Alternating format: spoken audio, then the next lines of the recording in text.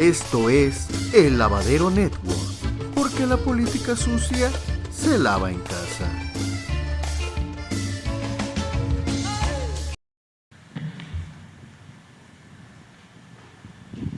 Buenos días, señor presidente. Buenos días, Elisa. Eduardo Esquivel Ancona, SDP Noticias.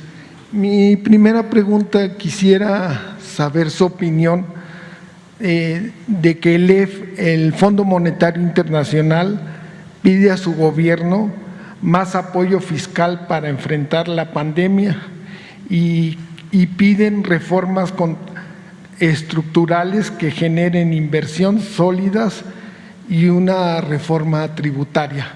Esto se lo hago en el contexto de que pues lo mismo le recomendaron a Brasil y Brasil, el gobierno brasileño dio el 8% de su PIB en estímulos y les fue bien el año pasado porque hubo un decremento en la pobreza de los brasileños, pero este año no les está yendo nada bien.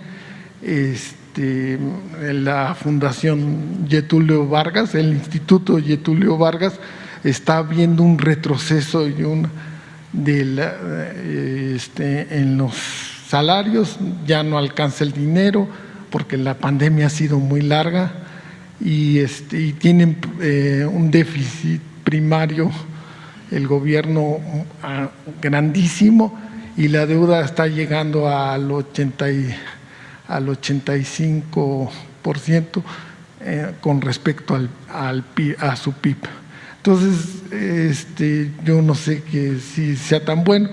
El gobierno del presidente Felipe Calderón en el 2009, cuando la crisis, también muchos estímulos, sobre todo a empresas ligadas al comercio exterior, y pues tampoco hubo buenos resultados. Entonces, pues, aumento de la deuda y yo me gustaría saber su opinión sobre este caso.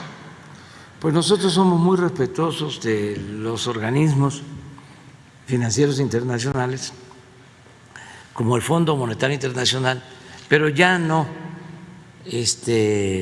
son ellos los que dictan la agenda del Gobierno de México. Durante muchos años ellos eran los que manejaban la política económica. En todo el periodo neoliberal nunca hubo un plan de desarrollo propio. Todo era aplicar las recomendaciones del Fondo Monetario Internacional. Increíble.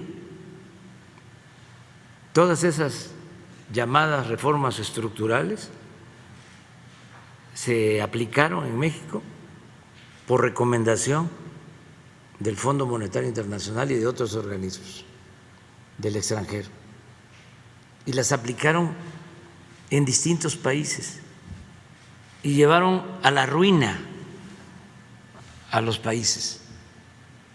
Fue un rotundo fracaso. Pero lo más increíble es que todavía haya gobiernos que les hagan caso y que ellos también no cambien de actitud,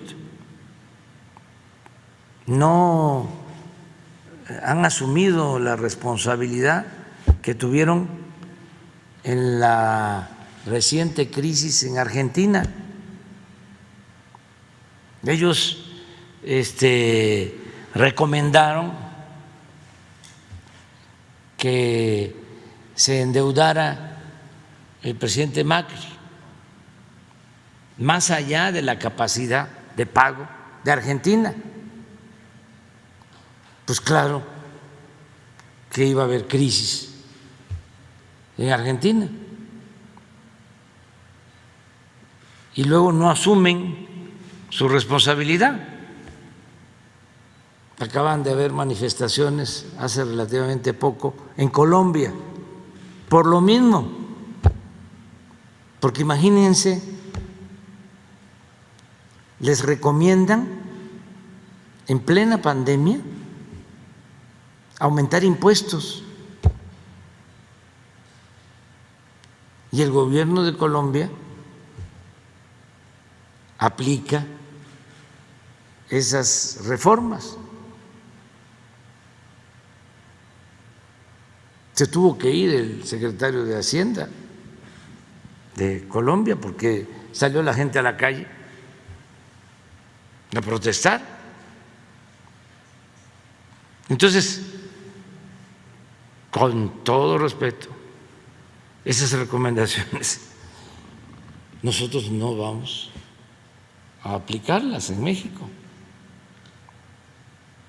Nosotros tenemos una política económica distinta. No vamos nosotros a endeudar al país para rescatar, como se ha hecho siempre, a los potentados que cada vez acumulan más riqueza mientras el pueblo se empobrece.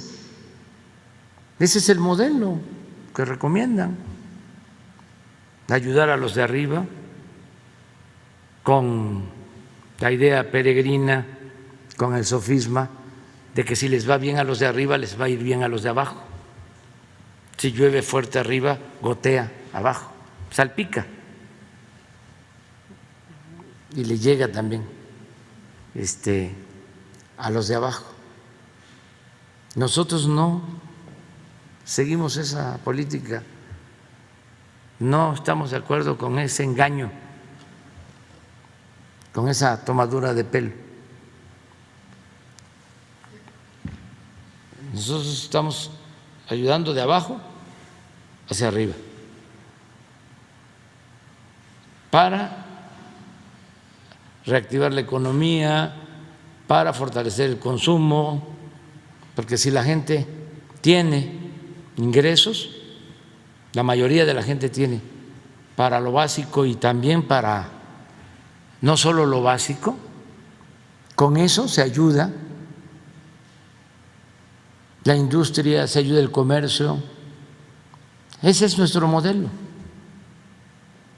Y estamos saliendo adelante de la crisis pronto. Caímos y ya estamos por salir. Hemos avanzado mucho, está creciendo la economía, se están recuperando empleos, tenemos estabilidad en nuestra moneda, el peso no se ha devaluado, no nos hemos endeudado más allá de lo que nos autoriza el Congreso, es decir, no se han solicitado créditos adicionales. Tú hablas de que el Brasil tiene una deuda, su porcentaje es de más de 80% con relación al PIB. Nosotros, el primer año, incluso bajamos el porcentaje a 44% del PIB. Así está nuestra economía. Y con la caída del PIB, con la crisis, se nos fue hasta 52, pero ahora, hoy, está en 49 del PIB, nuestra deuda. Y vamos a sostenerla. Tengo como propósito el que en términos reales la deuda en el gobierno nuestro se incremente menos en lo cuantitativo y en términos reales que el incremento que tuvo durante el gobierno del presidente Calderón y durante el gobierno de Peña Nieto. Ya lo tengo clarísimo. O sea, el presidente Peña, en términos cuantitativos, entró al gobierno y la deuda era de 1.700.000.000.000 y la dejó en 5.200.000.000. Le incrementó 200% en términos cuantitativos. Y el presidente Peña la tomó en 5.200.000.000 y la subió a 10.500.000.000. Entonces, yo no quiero eso, ¿sí? No quiero el doble, ¿sí? No, estamos buscando que en términos de PIB, ellos aumentaron la deuda en su sexenio 8 puntos, nosotros vamos a tener un incremento menor que ese. Ese es el planteamiento, menos del 8% del PIB, menos de lo que ellos endeudaron al país, a pesar de la pandemia. Entonces, vamos bien y vamos a continuar con este plan. El fondo va a entregar unos recursos a todos los países miembros, van a otorgar créditos a tasas bajas por 650.000 millones de dólares. En el caso de México le corresponden alrededor de 12.000 millones de dólares. Este es un recurso que va al Banco de México para las reservas. Nosotros podríamos utilizar ese recurso para que no esté solo en reservas, porque han crecido mucho ya las reservas. Además, les pagan muy poco de rendimiento, entonces tienen mucho dinero y reciben muy poco de rendimiento. Entonces, nosotros podríamos utilizar esos recursos para pagar deuda por anticipado. No, para pagar deuda. Eso también lo aclaro, porque nos importa que no nos aumente la deuda, porque aumentar la deuda es aumentar el servicio de la deuda y además es hipotecar el futuro de las nuevas generaciones. Siempre he dicho que las deudas personales se terminan, desaparecen cuando uno se muere. Las deudas de nosotros